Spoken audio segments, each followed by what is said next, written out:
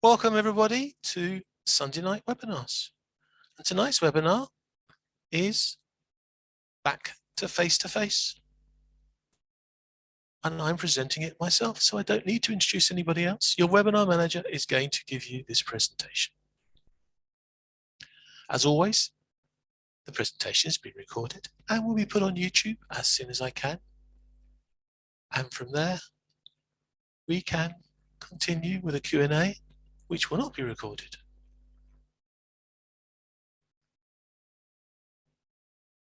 There was a gap in the diary and I grabbed it because I think face-to-face is probably the most scary thing that we're going to do.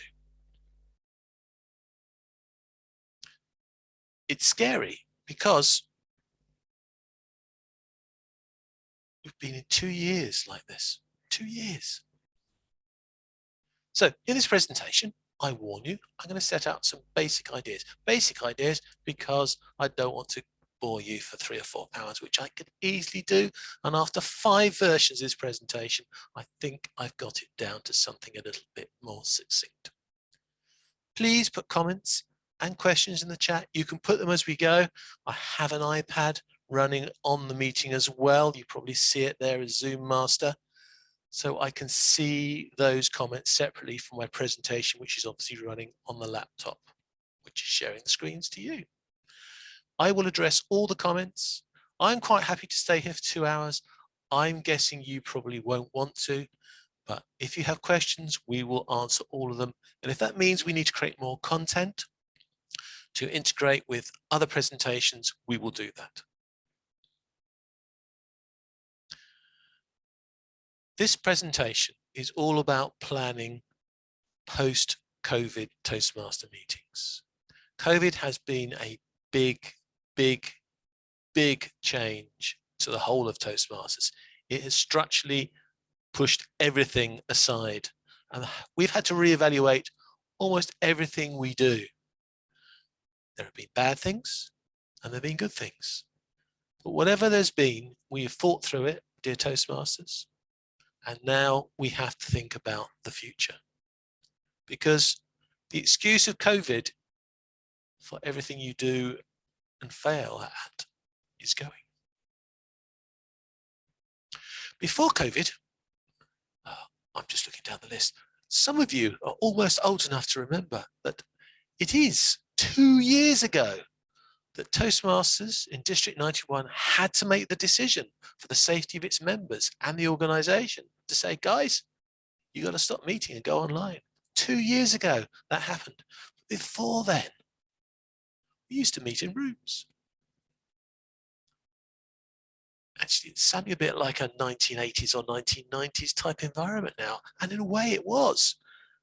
Toastmasters was, with all due respect, a pretty non-technical, non-future environment. We used to meet in little rooms, little clubs, little huts, in community centres. A group of 20, hopefully 30 of you meeting like this. And this was a photo taken probably 2.5 years ago, just before a meeting starts. You can see there's not really any tech in the world. There's a few people with their phones, but they're just going to turn them off. They're not going to use them during the meeting.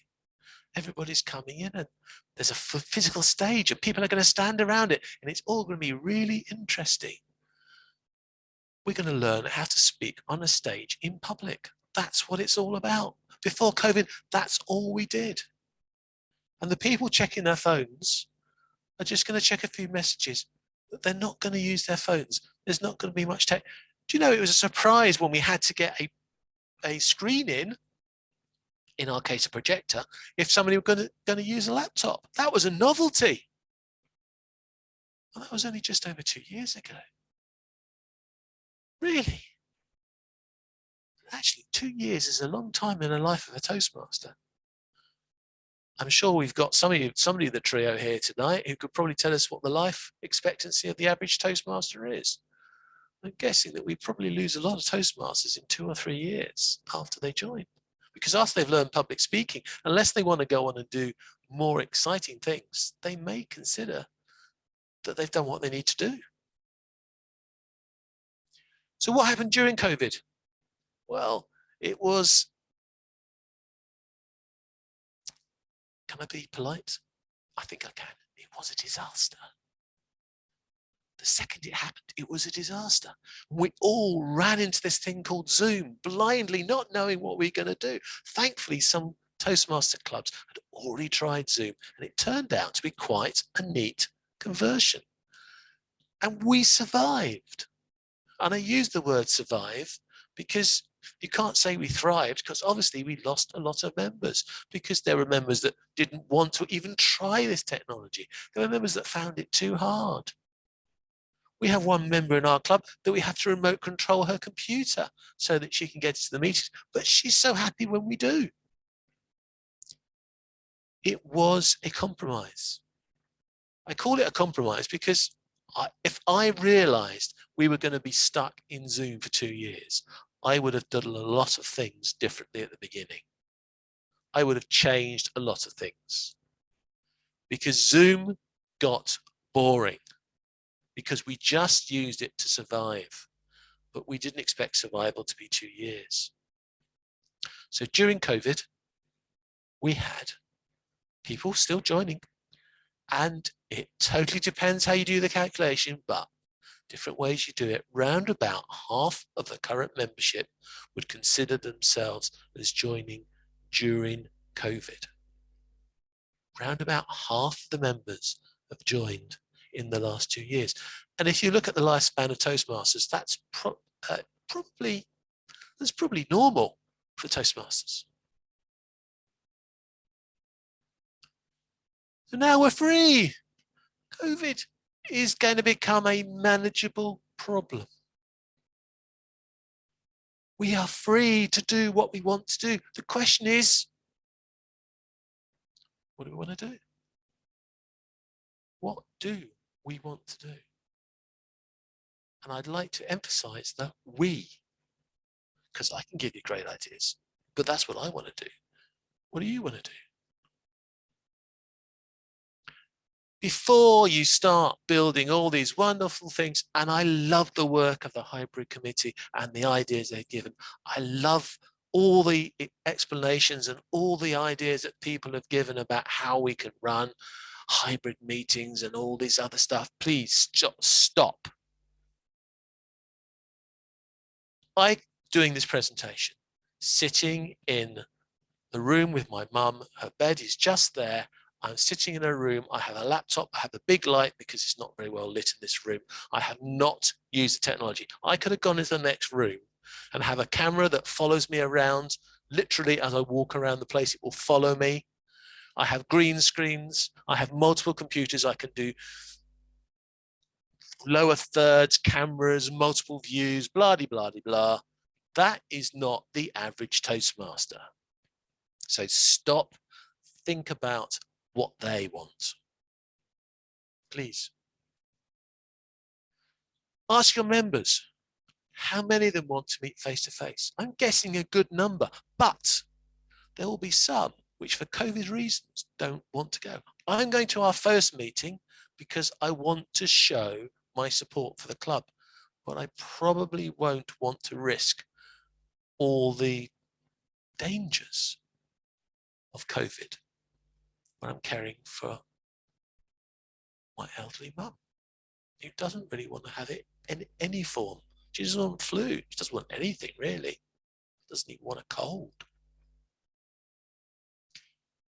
I know that my members for this meeting are going to be ultra careful. There's been chat within our own WhatsApp group about gel for washing your hands.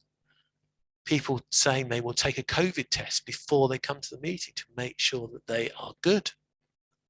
There are people that are saying that they can't come to the meeting because they don't want to risk it. There are people saying, will we wear masks? Are we going to arm pump? Are we going to shake hands? They're all very careful about how they're going to meet. But will they be as cautious in 6 months' time?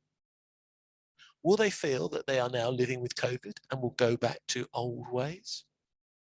How many of the members, therefore, want to stay online? They don't want to meet face to face, but they still want to be part of Toastmasters. When you look at those two groups of people, the face-to-face people and the online people? Are there enough members in each group for it to be sustainable? And will they stay in those groups for the next 6 months, for the next year? If we have a real cold snap in October, November, will face-to-face members feel they want to meet online instead? Will online members feel that they're left out and want to come to the face-to-face meeting or leave? What do your members want? Because without your members, you have no club. So it's them that matter. With all due respect, it's got nothing to do with voices from above. Whatever our trio wants to encourage us to do, they will have numbers, statistics, they have numbers of clubs, numbers of members, they have all those targets that make the whole of Toastmasters work. And if you're a successful club, you're going to hit those targets without any effort. They are badges to show you're going in the right direction. But at a club level, you've got to think what members want, what members need. And then, if you make it successful for them, you'll win all those badges. You'll win all those sustainability goals that they have to grow Toastmasters. I promise you, I've seen it from both ends, and I promise you it works. So let's be boring. Let's be exciting. Let's talk about physical meetings. Yeah, we had physical meetings once. Do you remember them? Of course, half of you won't statistically. We have everybody in the same room. Oh, you get to stand on a big stage. You get to walk around, not sit in an armchair next to your old mum. You get to stand on a big stage. So exciting. All the roles taken in the meeting. Everybody's doing their job. Oh, what a wonderful place. But will it work? No, I mean, will it work? Because if half of your people haven't experienced that, what's it going to be like? We, those I've spoken to, in Epsom Speakers, having our first physical meeting on Monday, although we did have one back in November, we're all actually feeling a bit on edge because this is the start of being physical again. And suddenly you start thinking about things, trying to remember what you do, what you say, what you have. So my view is treat it like a new club. Treat it like you're starting again, because if half of your members have joined since COVID, they're not going to know what they're doing. Just think about it. If you had a Toastmaster who'd been a member for 18 months, by 18 months, you'd expect them to be able to take any role, maybe except president, but any other role without thinking about it. They would know what the Sergeant at Arms says. They would know how to take votes as a ballot counter. They would know how to use the lights. They would know how to do table topics. They would know how to take control of the stage. But they haven't been doing that for the past 2 years. So maybe, even if you joined, and I can think of a few members off the top of my head in my own club who joined 3 months, 6 months before COVID struck, how many of the jobs that we did have they got down to automatic and remembered for 2 years? So I've given you some examples here because I want this PowerPoint slides to be a guide for you to start looking through your own club. The Sergeant at Arms, I think, is a great explanation of the problems, because the Sergeant at Arms, we're talking about turning off your phone so that you don't interrupt the meeting. But what about reminding people of what happens in the event of a fire and the facilities if they need to relieve themselves, so to speak? Our presidents have not always been dealing with the same issues online. Our presidents, as I understand it, should be talking about the wider Toastmasters and addressing things to visitors. The timer needs to tell everybody why time is important. Do they all the time? No. No, I've been to other clubs and they're not. Why is this? Well, it's difficult to pass on those habits. Can I call them habits? Yes, habits. I'm going to call them habits. Done it 3 times, must be right. Their habits have not been kept up. It's much harder to pass on nudges, winks, and advice to Toastmasters during online meetings. And therefore, it's quite reasonable to assume we haven't been. That we thought it was just temporary, 2 years. It's a bit more longer, deeper, bigger experience than just temporary. We haven't been handing over the stage very well. I did a clap track, but not many people have used it. We stopped using it in our meeting because it was just another complication. We tried to keep Zoom simple, but by keeping Zoom simple, honestly, we kept a lot of parts of the meeting simple. Even the enthusiastic clubs that I've been to, they were still not as good as they were when they were face to face. And how will you greet and help guests? Oh, thank the Lord for face-to-face meetings. We'll be able to have a proper relationship with guests. We'll be able to go up to them, physically up to them, stand them, look them in the eye, talk to them, shake their hands if they allow it. Give them a nice cup of tea and a piece of cake at the break. Oh, they're going to feel welcome. Not trying to join in a TV show, which is how you feel on Zoom. Let's be honest. We've just zoomed to its basics. And I am really, really over the moon for the number of people that have joined us when we have been in this temporary situation. But that just shows how important and how much people need Toastmasters. Because when they couldn't do public speaking, they still came to do online speaking. Treat your face-to-face meetings like a new club. Relearn all the great habits you used to have. The great benefit of Zoom is we've seen how other clubs have done things. And let's face it, there is no perfect club. We all do things which other people visiting will go, wow, why aren't we doing that in our club? So now's your chance. Start new habits in a new way. Come on, it's sensible, isn't it? I mean, I'm not really saying anything outlandish. This is a new start. This is Toastmasters 2.0. But let's remember the other group of people, the online people. Supposing we add an online audience, just for the sake of argument, I'm going to go over the top and be a bit pedantic here, but it's only because I want you to think of all the different issues.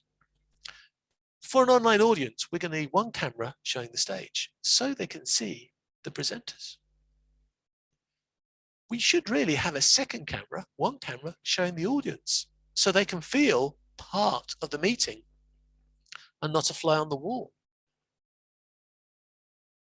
We need a microphone on the stage so they can actually hear the speaker, whoever it is. And it's probably going to have to be a fixed microphone because you don't want to keep shaking hands and handing over microphones to people. If we don't want these people to show that they are out there and not involved, we need one screen showing the online members so we can have a wall of online members. We need a microphone so that they can hear the audience. You're going to need at least one person to manage all this technology, and there may be nobody who's going to fit that bill. What if there's some chat from the online members? How's that going to interact with the audience in the room? I mean, you're not going to expect them to have a phone each, are you, on the same Zoom chat so they can join in the chat. Are you? I thought so. But how are they going to be included during the break? Are they supposed to just disappear off and have their own cup of tea? Will they feel it's an inclusive meeting? And this is just an online audience. What about if we have an online speaker?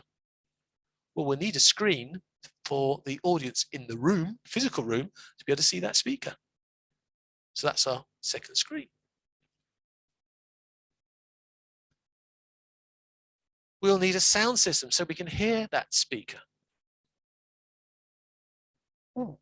And the speaker's going to want to see the audience. So they'll need to have a camera to see the audience. Fortunately, we've already catered for that in the previous slide, but I just remind you of it. And the speaker needs to see the timer. Would looking at the whole audience be fair for them to see the timer? Sorry, Mr. Pedantic is going to go to another level now. What about if the online speaker wants to share their screen? Well, I suggest you need another screen for that. Because if you minimize the speakers, there's some little dots on the side of the shared screen, how are we supposed to evaluate all their great movement and arms and faces and all the other stuff that we think is really important in Toastmasters and we know makes a difference to a presentation? How would we evaluate it if they're just a little dot? So they need their own screen. Ooh, voting. Well, you're going to need two sets of votes now, aren't you? You're going to need a ballot counter to collect an online poll and in the room ballot. And of course, you can create the polls for the speakers and the evaluators because you know who they are in advance. Well, at least I hope you do. I hope you don't have the problem that you lose a speaker and then you have to organize it in the evening, but it happens. That ballot counter has got to then change the poll. And if you're going to do a poll for table topics, they're going to have to add all the people as the table topics goes through.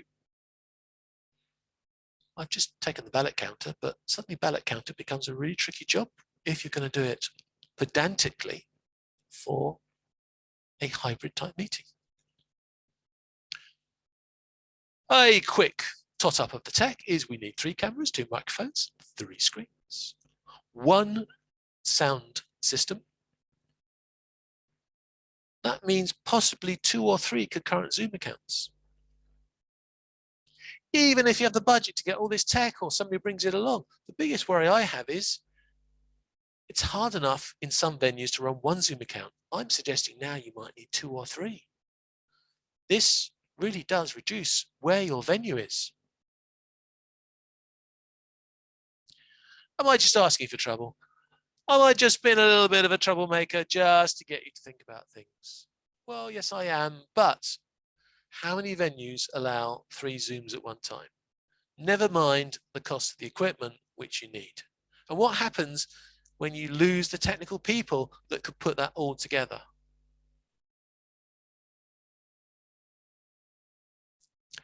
But you see, my point is, unless there is great engagement from one group to the other group, what's the point of having them together? I am not against hybrid. I really am not against hybrid. Hybrid works really well for small meetings, team meetings and things, but we're talking 20 to 30, 40 members if we're successful. And I don't think it works. Our existing experience has been an absolute fudge to get us through the last 2 years. Do we really want to continue that fudge for the rest of our Toastmasters lives? No, please, please, we don't. We use the most simple method of running Zoom to make meetings work. When I added something as simple as playing a track so you could hear the claps, people didn't use it. Even my own club found it just too much trouble. Doing it the old way was nowhere near the best. You could do much better on Zoom if you prepare better. And putting it into a hybrid environment is just going to make things, with all due respect, work worse than ever. I'm not against hybrid. I've put it in a slide so you know I am not against hybrid. I just think it is not the time and the place for Toastmasters to use hybrid. I think there are better ways to do it. And so, after half an hour, I've actually got around to giving you some ideas of what we think you could consider. These are recommendations. I can only give you recommendations. I am not in your club, and even in my own club, I can only recommend. I suggest you keep the meetings separate. You have an online meeting for non-geographic members, for members who are concerned about their own situation, for members that are away. We have some of our members are literally flying around the world. Some of them are flying around the world just within Zoom at the moment, but they are not just stuck in 5 minutes drive of our meeting room. One of the members who is going to try and join us today is on a train. I don't know if she's got the chance to get in and connect to us via the train, or she will see us later. An online group of people dedicated to wanting to be online have then got the chance to innovate, to try and do clever things. Look at me, I'm really clever because I'm overlaid on my slides. It's a very simple innovation, and it's actually part of Zoom. It's there in Zoom, but I don't see many people using it. And I'm not using a fantastic background, I'm sitting on a sofa.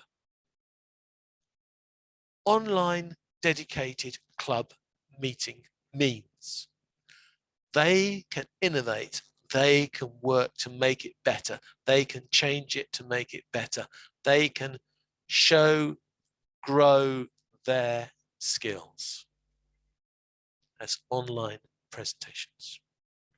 Meanwhile, back in the world of the physical, they can bring it back to the old style of meeting rooms, learn the skills of standing on a stage, walking around a stage, delivering a presentation, using the whole stage to deliver a presentation, using their whole body to wander around, to wave, to gesticulate to their audience. Use quiet and loud without Zoom then changing the volume levels. If you want to learn from the physical meetings and you can't attend them, why not just say, we'll have an online audience, we'll stream it to either one camera just streaming it to Zoom or to a Facebook group that's protected so you can control who goes in there.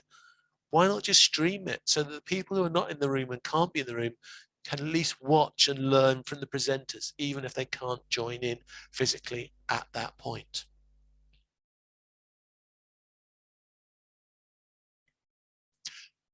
This is my perfect answer to a perfect club. 2 physical meetings a month, because that's the emphasis. That's probably where the majority of people are going to be now and in the future. I believe statistically that's where it will go. And you'll have 1 online meeting a month for those people dedicated to being online. If you really want to be a show-off club, why not then have 1 extra meeting a month for dedicated educational sessions? Oh, John, that sounds a lot. And it is a lot.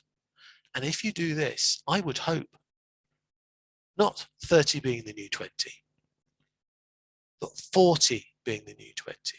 If you do this, you can quite easily support 40 to 50 members in a club and still have enough time for them all to do speeches and go around their pathways. You can easily have 40 members and everybody still gets involved because you may have 10 to 15 online and the rest physical. And some people will want to do both. And if they do, that's fine. They get more value from their meetings.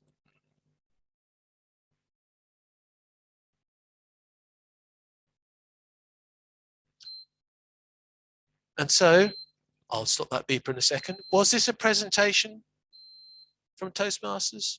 No. I'm sitting on my pretty little bum on a chair next to my mum.